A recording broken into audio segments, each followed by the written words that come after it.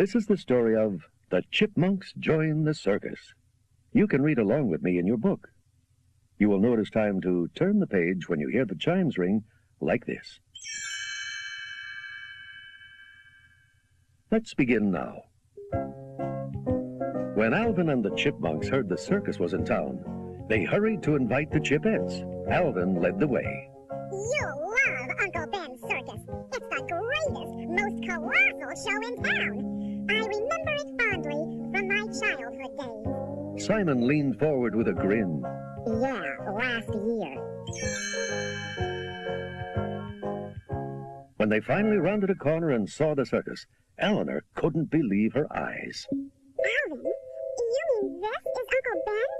The greatest, most colossal show in town? I don't get it.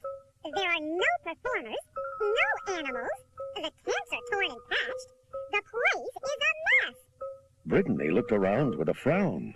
A lovely place, Alvin. Suddenly, something grabbed Theodore and lifted him into the air.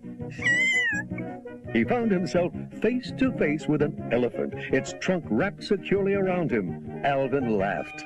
It's just Pinky. Hi, Pinky. Remember me? I think she just wants your peanuts, Theodore.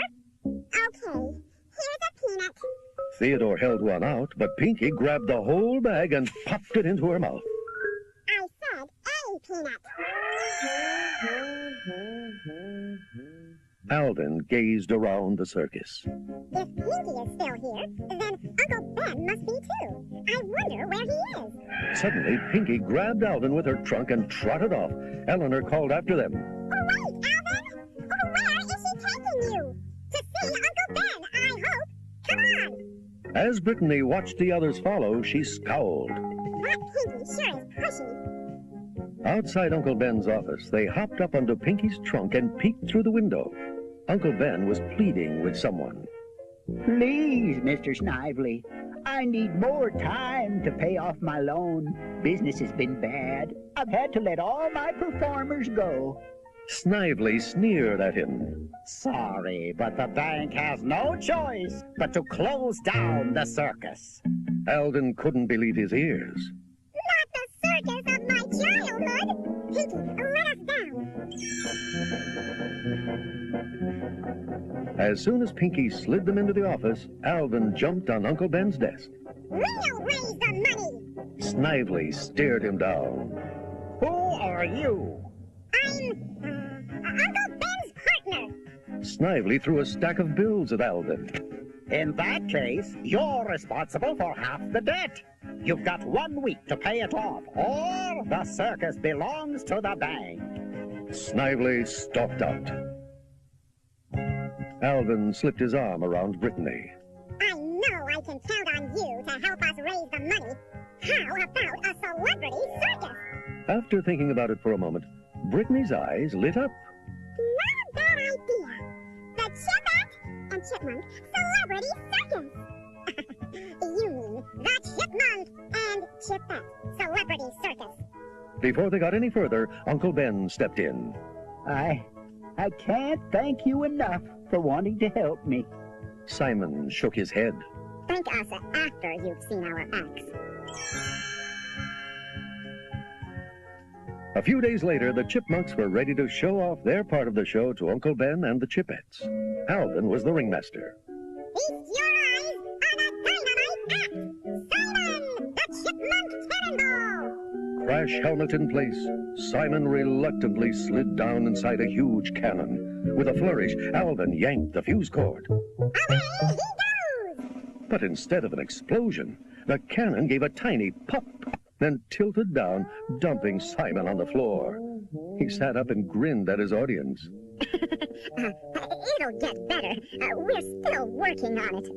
Alvin quickly moved on to the next performance. I direct your attention to Theodore and his death-defying high wire act. Timidly, Theodore edged out onto the high wire.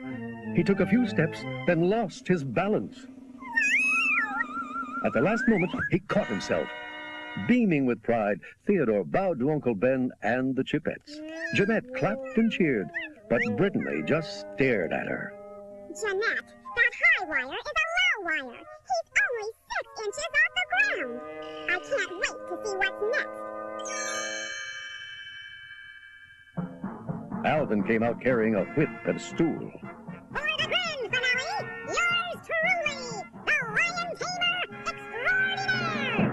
He pulled aside a curtain, revealing Pinky disguised as a lion. Brittany put her head in her hands. This is pathetic. Alvin cracked his whip and pointed at a burning hoop. Jump through the hoop, Pinky! The elephant shook her head, no. When Alvin repeated his command, she sucked up a trunkful of water and put out the fire. A second later, she drenched Alvin, too. Now it was the Chipettes' turn to show off their acts. Alvin leaned closer to Theodore. We'll have to be easy on them. They haven't practiced long. The words stuck in his throat as the girls appeared in beautiful costumes and began hanging from gymnastic rings by their teeth.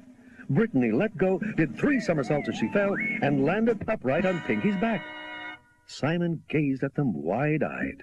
Alvin, they're terrific. While the Chipettes rode on the elephant's back, a sinister figure appeared from behind the bleachers. It was Snidely. He continued to watch as Eleanor and Jeanette performed amazing feats on trapezes. For the grand finale, they released the bars and landed on Pinky's back, joining Brittany. Snidely scowled, then sneaked away. As Simon and Theodore stood and applauded, Alvin yawned. It needs work, but you can probably get it in shape by showtime. The night before the show, Simon and Theodore were making posters when Alvin raced in. It's all set. Dave's going to be ringmaster. With Pinky and the Chipettes, our circus will be a smash. Just then, the phone rang. It was Uncle Ben. Snidely repossessed Pinky. She's locked up in the city pound. Alvin was furious. He can't do that. The loan's not due until tomorrow. But don't worry, Uncle Ben. We'll handle it. Alvin turned to his brothers. Let's go pay Pinky a visit. After changing outfits, the Chipmunks and Chipettes gathered outside the city pound. Alvin gave the orders. Everybody be quiet so we don't get caught. Now follow me. He threw a rope over the wall and began climbing, with Simon and Theodore close behind. Brittany called after them. Wouldn't this way be easier? Alvin looked down and saw that she had swung the front gate open. It hadn't even been locked. Inside the pound, Brittany tapped Alvin on the shoulder. I'll check to see what's ahead. She rounded the corner and almost bumped into a guard. Oh, hello. I was just looking for Main Street. I must have taken a wrong turn. Can you help me? While she distracted the guard, the others slipped behind him and went in search of Pinky. Several minutes later, Brittany was still talking to the guard as Alvin and the others led Pinky toward freedom. Alvin was the first outside. I can't wait to see Snidely's face when he sees Pinky starring in our circus tomorrow. As they guided Pinky through the front gate, she got halfway through, then stopped. Alvin slapped his forehead. Great, she's stuck. What do we do now? Simon groaned. We get caught. Alvin wasn't ready to give up. No, we give Pinky a bath. He found a bucket of soapy water and told Pinky to start spraying. That's it, Pinky. You've got to get real slippery or you won't fit through the gate. Suddenly, Pinky trumpeted and Alvin saw the guard coming toward the gate. There's no more time. Push, Pinky. Everyone pushed and strained, and with a sudden pop, Pinky slid free and disappeared into the bushes. The next day, Alvin stood by the circus entrance and called to the crowds. Hurry, hurry, hurry! See amazing acts of skill and daring! See the funniest clowns, the most beautiful girls, the most talented performer in the world! Me! After the last tickets were sold, Simon counted up the money. I'm not sure we sold enough tickets, Jeanette. It's awfully close. Inside, Dave Seville walked into the center ring dressed as the ringmaster. Welcome to Uncle Ben's Celebrity Circus. Our first act is Theodore and Eleanor, the world's funniest clowns. The pair drove into the spotlight in a rattling old car that wheezed, then sputtered to a stop in the middle of the ring. They jumped out to fix it, but when Theodore cranked the engine, the car scooted off without them. As the clowns raced off after it, the crowd responded. Dave introduced the next act. In the center ring, we have Pinky, the roller skating elephant. The crowd cheered as Pinky came skating in. Alvin stood on her back this time, holding Brittany on his shoulders. He winked at Brittany. Don't worry, I'll catch you. I have reflexes like a cat. Brittany flipped into the air, and as Alvin caught her, they both tumbled off Pinky's back. Brittany sat up and glared at Alvin, who grinned at her. I caught you. That's all, I guarantee. In a corner of the tent, Uncle Ben handed Snidely the money to pay off the loan. Here's my payment on time, Mr. Snidely. You thought we couldn't do it, didn't you? You haven't done it. You're $2 short. Ben couldn't believe his ears. But Mr. Snively, it's only $2. Snively shook the wad of money. The terms of the loan are clear. You pay in full, or you lose your circus. As Ben's shoulders slumped in defeat, Simon had an idea. Wait, Mr. Snidely, where's your ticket?